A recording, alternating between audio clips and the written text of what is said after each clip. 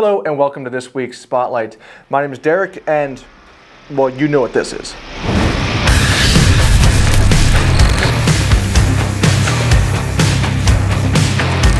Right, what Barrett has made here is more than just a rifle. It's an American icon. The predecessor to this, the M82, was actually voted as the Tennessee State Rifle. You could put someone on the spot and say, you have 2 seconds, name a 50 cal, and they'd go, Barrett. That's how big a cultural impact this rifle has had. The rifle's been out for quite a while now, and it really hasn't changed much since, apart from one feature that was implemented in the last year or so, and we will touch on that. Okay, the big picture. It is a shoulder-fired, recoil-operated 50 BMG rifle. It'll come with a 29-inch barrel, as you see here, or also a 20-inch, which is my personal favorite. You'll also be able to get it in this black, as well as their gray and tan. Coming in at just under 29 pounds, it's about the same weight as your average 2-year-old, but compared to one of those, this rifle is cheaper and quieter. Speaking of noise, if you do want to add the Barrett Qdl Suppressor, the M107 is set up right out of the box to accept and run it. It'll go on this muzzle brake, of course, here, and it doesn't actually make the gun hearing safe. It is worth saying. However, it does tame that enormous muzzle blast, and it does bring that sound down to more tolerable levels. As far as what it comes with in the box, it'll come with a Pelican Storm IM 3300 case, which is pre-cut for the rifle in its broken down form, 1 magazine, monopod, and documents. What's new about this rifle that was implemented about a year or so ago is the hydraulic buffer. Now the gun's recoil operated. It's actually pretty soft to shoot. I've shot the predecessor of this gun multiple times and it was still very pleasant, but like the shock absorber in your car's suspension, this is made to kind of dial down the felt recoil and smooth it out. The muzzle brake is very large and very effective. And also just being semi-automatic does absorb some of that recoil. And if I can kind of demonstrate here, the barrel itself actually moves. So all that does make the felt recoil of this gun actually quite mild.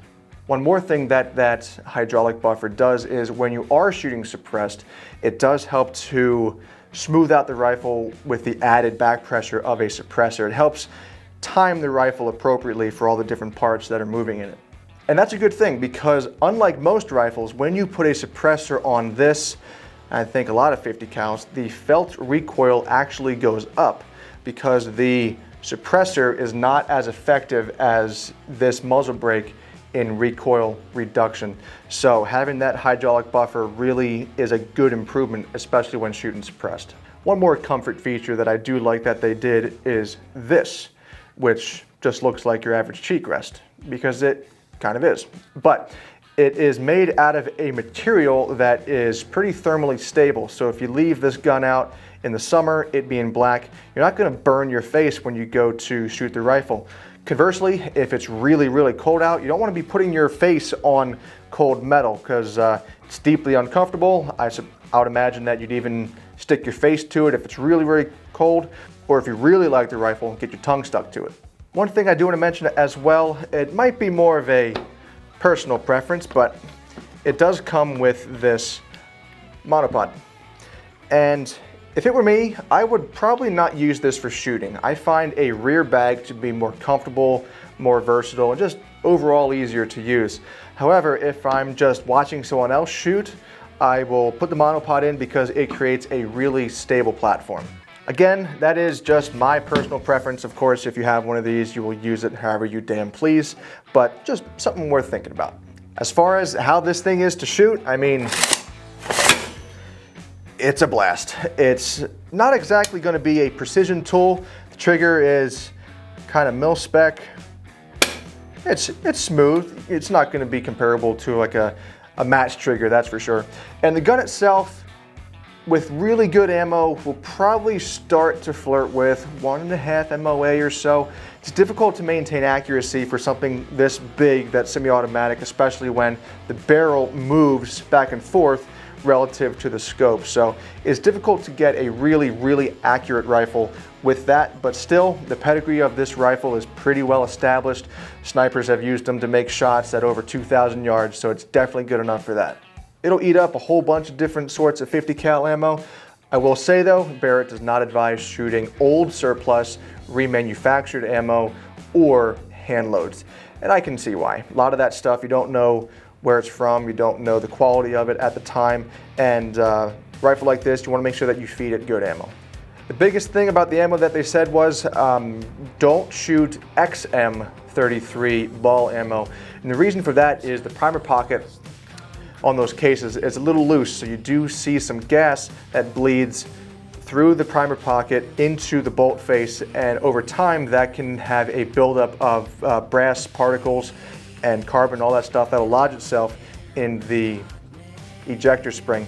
So that ammo, I haven't really seen much of it out there. Standard M33 is fine. Finally, I'd like to tell you a quick story.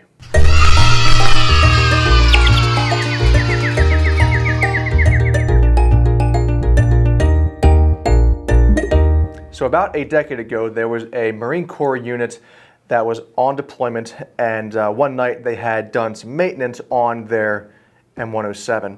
Now, they had accidentally damaged part of the rifle. On the lower receiver, there are some guide ears here that guide the bolt, and they had accidentally kind of bent those up a little bit, and they didn't realize that till the next day when they decided to have their little firefight. So the rifle would not function properly. It wouldn't cycle reliably. It wasn't up, which is no surprise. Even though this is a pretty hardcore rifle, Marines break shit all the time. It's kind of their thing, which is why if I have one of those guys over to my house for dinner, he gets to drink his Keystone Light out of a sippy cup.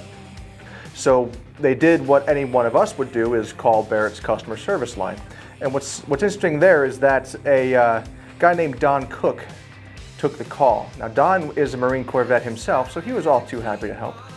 And so he basically was able to figure out from what the Marine in the field had described, he was able to accurately diagnose the problem.